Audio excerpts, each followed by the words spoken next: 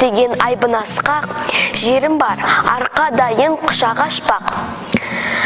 Арқаның төріндегі астананың мерейің үстем болсын, мақтан болмақ. Армысыз Ақтөбе қаласының тұрғындары. Қайырлы күн, құрметті көрермен. Сәлем достар, біз өзіміздің мерекелік бағдарламамызды бастаймыз. Астана күнін мемлекеттік мереке деп жарияланудың тарихи, танымдық тұрғыдан мәні айрықша зор. Бұлай дейтін себебіміз елорданы Алматыдан Ақмолаға ауыстыру. Бұл қазақтың өзінің билігі өзінің қолына тигеннен кейін ұлттың болмыс бітімін сақтап, мемлекеттің келешегін кемелдету мақсатында 10 ойланып, 9 толғанып бар қабылданған тарихи шешім болды. Жылда Астананың мерейтойы жоғары деңгейде өткізіліп, бар әлемді таңғалдыратыны сөзсіз. Елорда тәуелсіздігіміздің тірегіне, экономикамыздың жүрегіне айналды. Нұр-Сұлтан біздің еліміздің күш қуатын бәр әлемге танытқан қасиетті орда. Бағдарламамыздың бүгінгі санын мерекелік етпекпіз. Ізгі тілектерді, бағдарламаны бірге тамашалайық. Олай болса, жаңашылдық пен өзгерістерден қорықпайтын елордамыз сияқты айдарымызға кезек берейік. Жаңа әліпбиді бірге үйренейік, айдарын тамашалайық.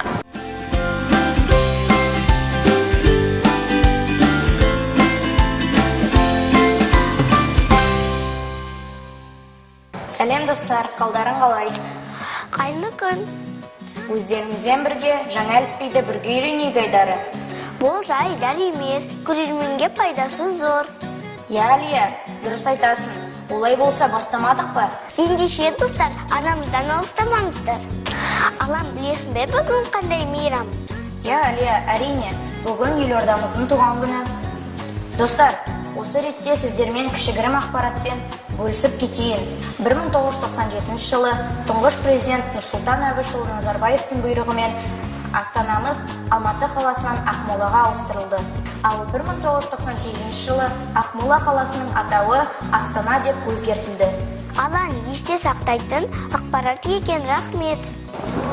Сәлем балалар. Сәлем Салтанат. Сендердің айтып отырған ақпараттарың өте дұрыс. Қайырлы күн, құрметті көрермендер. Мен де сіздермен жаңа бір ақпаратымен бөлісе кетейін. 2019 жылдың 20 наурызында Қазақстанның жаңа президенті Қасым-Жомарт Кемелұлы Тоқаев қаланың атауын экс-президент Нұрсұлтан Әбішұлы Назарбаевтың құрметіне Нұр-Сұлтан деп өзгертуге бұйрық берді. Ендеше құрметті көрермен, осыған орай біздің кішігірім тілектерімізді қабыл алыңыздар. Астана күні мерекесіне сіздерге және отбасыларыңызға шын жүректен зор денсаулық, бақыт және табыс тілейміз. Мейрам құтты болсын. Еліміздің елдігін ұлықтайтын ерекше Астана күні құтты болсын. Сондықтан да Қазақстанның жүрегі мәңгі соғып, бас қаламыз көркейе берсін. Ендеше балалар, бүгін әліпбиіміздің жаңа әріптерінен таныс болайық. Жарайды. Түркі тектес халықтар тілінде латын әліпбиі 1926 жылдан бастап қолданылады. Латын әліпбиін ең алғаш қолданысқа енгізгендердің бірі Түркия мемлекеті. Біздің елде 20 ғасырдың 20 жылдары қазақ зиялылары латын әліпбиіне көшу мәселесін көтерген болатын. Соның арқасында 1929 жылы қазақ тілінің табиғатына сай әліпби үлгісін жасап қолданысқа енгізген болатын. Бұл 1940 жылға дейін қолданылған латын әліпбиі. Қазақ тіл білімінің әліпбиіне негізін салған бірегей ғалым Ахмет Байтұрсынұлы біздің заман жазу заманы.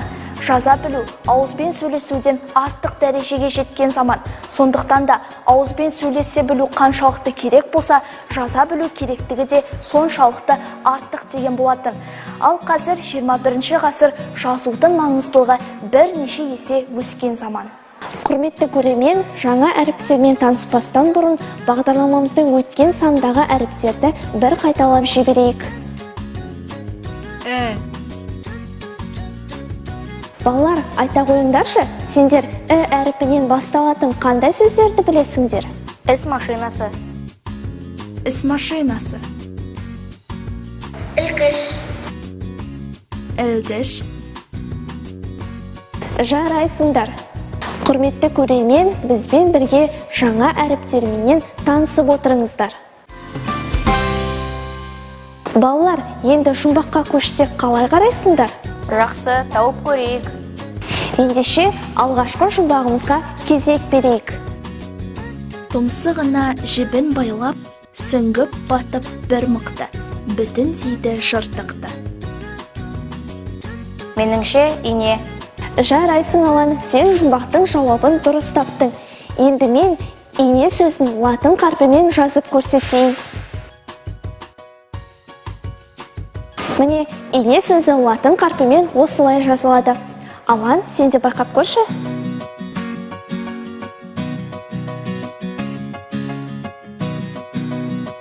Ине. Жарайсың, Алан. Енді екінші жұмбағыма кезек берейік. Адамға серік, күзетке берік. Жауабы ит. Жарайсың, Әлия, сен жұмбақтың жауабын дұрыс таптың. Енді ит сөзін латын қарпімен жазып көрсетейін. Әлия, сен де байқап көр. Ит. Жарайсың, енді ең соңғы жұмбағыма кезек берейік. Алты аяқты, төрт қанатты, елестетер түгі шақты. Менің ойымша, инелік. Жарайсың, Алан, сен жұмбақтың жауабын дұрыс таптың. Енді инелік сөзін латын қарпімен жазып көрсетейін.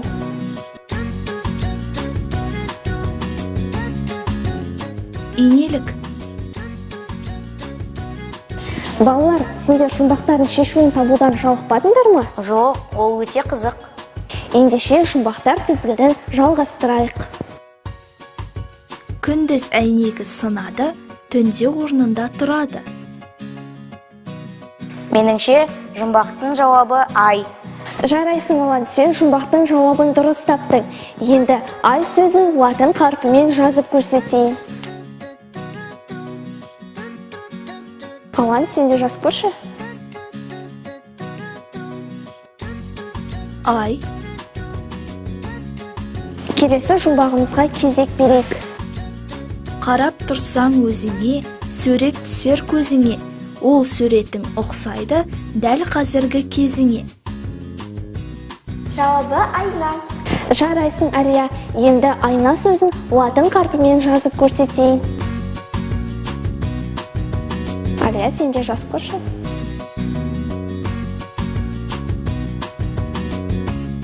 Айна. Құрметті көрермен, демек бүгін біз и және қысқа и әріптермен таныс боламыз. Ендеше оның таңбалануын көрсетейін. Бұрын біз и және қысқа и әріптерін бөлек жазатын болсақ, латын әріпінде бірдей таңбалайтын боламыз. Алайда біз оны оңай ажырата аламыз. Себебі и дауысты дыбыс, қысқа и дауыссыз дыбыс. И.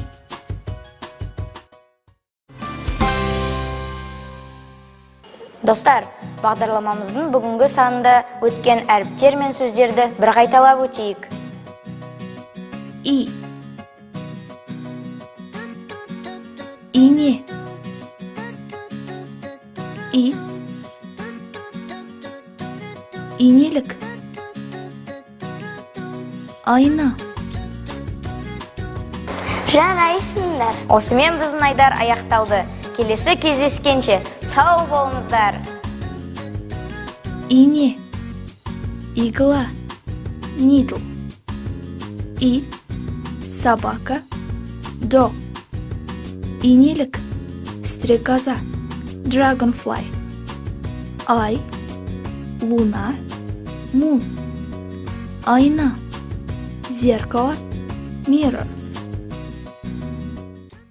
Айта кетсек, қазақ елінің латынға көшуі туралы хабар Түркияда, Еуропадағы қазақтар үшін өте қуантарлық жағдай болды. Себебі бұл сауатын ашқаннан латын әліпбиін қолданатын қазақтардың атажұртпен мәдени, рухани қарым-қатынас орнатып, өзара түсінісуіне мол мүмкіндік береді деп сенеді.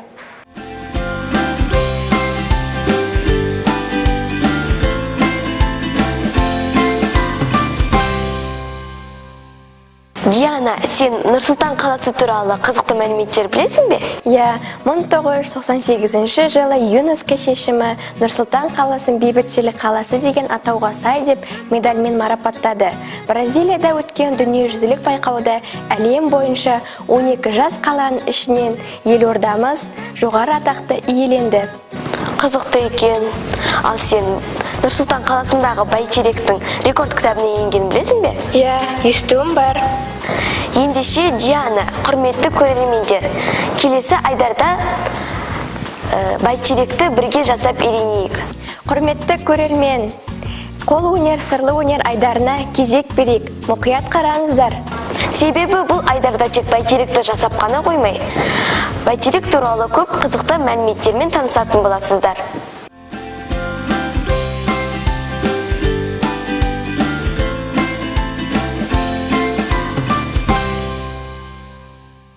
Сәлеметсіңдер ме кішкентай көрермендер? Сәлем достар. Саят, жазғы демалысын қалай өтіп жатыр? Менің жазғы демалысым өте керемет өтіп жатыр. Жақында мен ата-анамен Нұрсұлтан қаласына барып келдім. Саят, Нұрсұлтан қаласы саған ұнады ма? Иә, ұнады. Көшелер кең, таза және әсем ғимараттар өте көп. Саған қандай ғимараттар ерекше ұнады? Маған бәйтерек монументі ерекше ұнады. Олай болса, Саят, саған ерекше ұнаған бәйтерек монументін бүгінгі елордамыздың туған күніне орай өз қолымызбен жасап көрейік. Құрметті кішкентай көрермендер, сендер де бізбен бірге жасаңдар. Тамаша, апай. Құрметті көрермендер, олай болса кірісейік.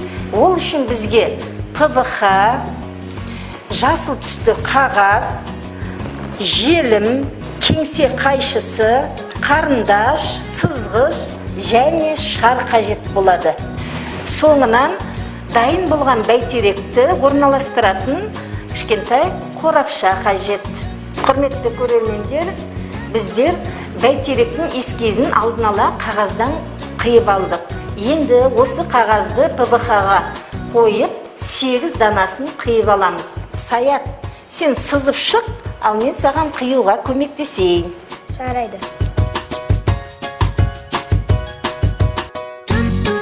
Енді пышақпен оны қиып аламыз. Пышақты ұстағанда өте мұқият болу керек.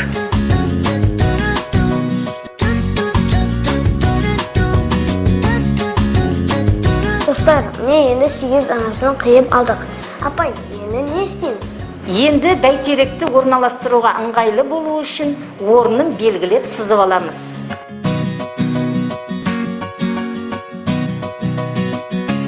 Кішкентай көрермендер, енді желіммен жабыстырып шығайық.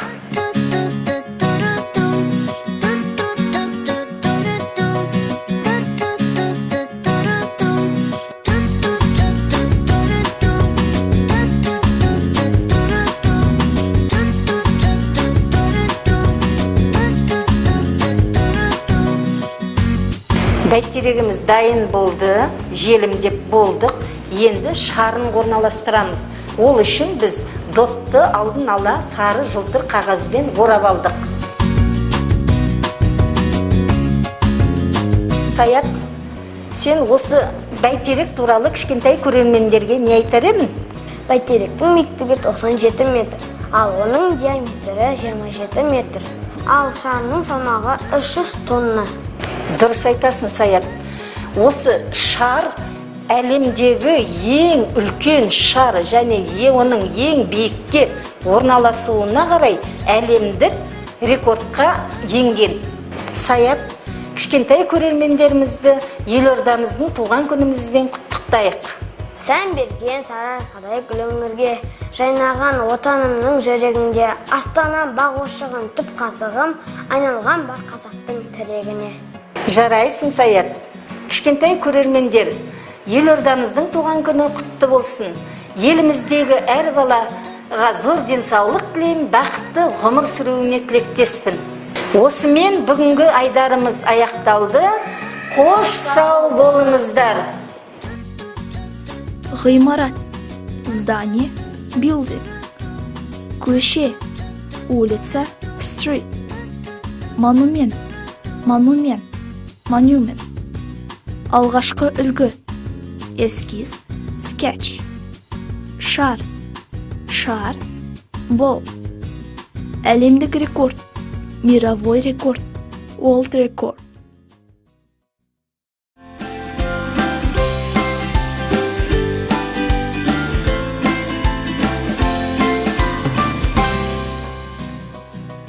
Барша қазақстандықтар үлгі тұтып, үміт артып отырған бас қаламыздың қарашты қадамы шынында мақтануға лайықты. Астана еліміздің бақыты. Мен жас көркем Астананы сүйемін. Олай болса, қала тұрғындарының елордаға арнаған тілектері болар, соларды тыңдап көрейік. Иә, жақсы идея. Құрметті көрермендер, сіздерді Астана күнімен шын жүректен құттықтаймын. Сіздерге зор денсаулық, мол бақыт тілеймін. Аспандарыңыз ашық болсын.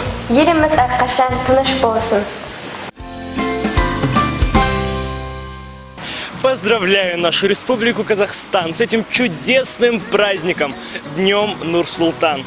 Хотелось бы пожелать нашей стране процветания, благополучия и мира. 21 жыл жас қалам Нұр-Сұлтан. Жүрегінде, жүрегінің ғаламның, орын алып мәңгілік жол бастаған. 21 жыл жас қалам Нұр-Сұлтанның келбеті, дием жұртты тамсандырған. Тәуелсіздік, еді басты ұраның, мәңгілік ел болу айқын мұратың. Қиын қыстау кезенде қайыспаған қазағымның төсіңде орын таптың, көз тойдырар. Сарапшыл сәулет үшін, кен, дархан, сарқылмайтын дәулет үшін. Мен ұнатам елордамды қазағыма, келешекке сенім берген. Әлеумет үшін, Нұр-Сұлтан. Сәтті болғай әр бастамаң, толағай табыстарға жол бастаған. Сарабдал басшы менен қазақ елі, ен сермек талай асу, талай заман. Dear friends, I am happy to congratulate everyone Day of Kazakhstan. I wish continuing success and wonderful city of prosperity to our country. Примите сердечные поздравления с Днем столицы нашей страны. День Астаны празднуют не только жители столицы, а также все города Казахстана. В этот день каждый человек может гордиться за свою страну и делать все возможное, чтобы Казахстан процветал многие годы. Құрметті достар, сіздерді шын жүректен Нұр-Сұлтан күнімен құттықтаймын. Нұр-Сұлтан болашағы жарқын қала, мәңгілік достықтың символы, қазақтың мерейі, мәртебесі. Осы мерекеде сіздерге шын жүректен зор денсаулық, игілік, табыс және бақыт тілеймін. Қазақстанның елордасы Нұр-Сұлтан гүлдене берсін. Киелі менің елордам, арудай сұлу таранған, береке бірлік достықтың тұнығымен нәралам. Жайнай бер жаңа Астанам, ертегідей ғажайып бол қалам. Сұлтан болашағы жарқын қала. Сіздерді осы мерекемен құттықтаймын. Сіздерге бақыт пен шаттық тілеймін. Шат қуаныш сыйлаған, кәрігеде жасқа да құшақ жайып толмаған әсем қала Астана. Күлімдейді шаттана, күллі елінің тілегі, әсем қала Астана, Қазақстан жүрегі. Нұр-Сұлтан ол болашақтың қаласы, үмітім мен арманымның қаласы. Көз алдымда көркейіп нұр тараттың, барлық елді бір өзіне қараттың. Қандай тамаша ізгі тілектер, солай емес пе, Диана?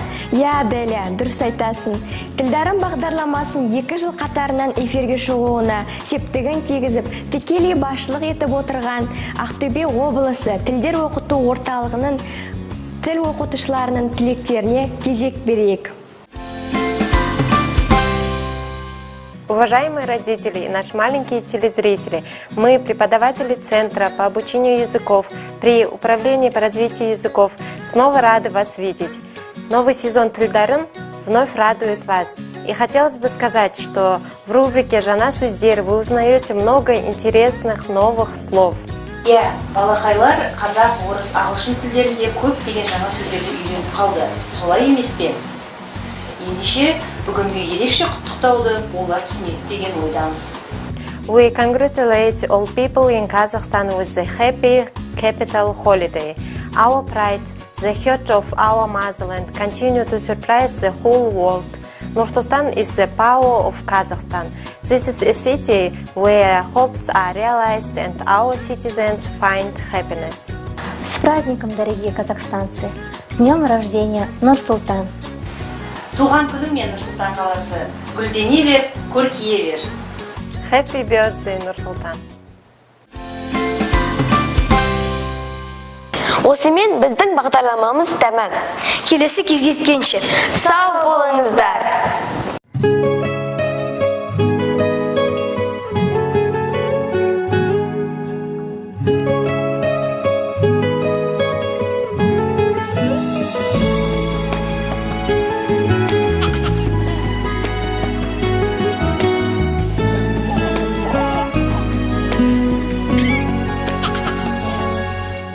Қызымау аппаға кеңнің тілегісін, кеудеде соққан анаңның жүрегісін. Көктегі күнім қызғалдақ гүлім ау өмірімнің, өлшеусіз бағы екенің өзің ой білемісің. Шолпаны менің таңымның, раушаны бағымның, аяулы қызым саясы менің ой жанымның. Жаралған мөлдір сезімнен, айналдым сенің көзіңнен. Асықпын күнге сырласы тұғын ой өзіңмен. Моя дочка, моя радость и жизнь, мой цветочек, свет и сладость души, что всех милее, что так лелеют мать и отец. Солнечный лучик, маленький ключик от наших сердец. Звездочка ясной нам свети, розы прекрасную расцвети, чувства сильнее сердца ради мне найти. Пусть будет чистой твоя краса, счастье учится в твоих глазах. Не нагляжусь я, жду, не дождусь я, чтоб это сказать.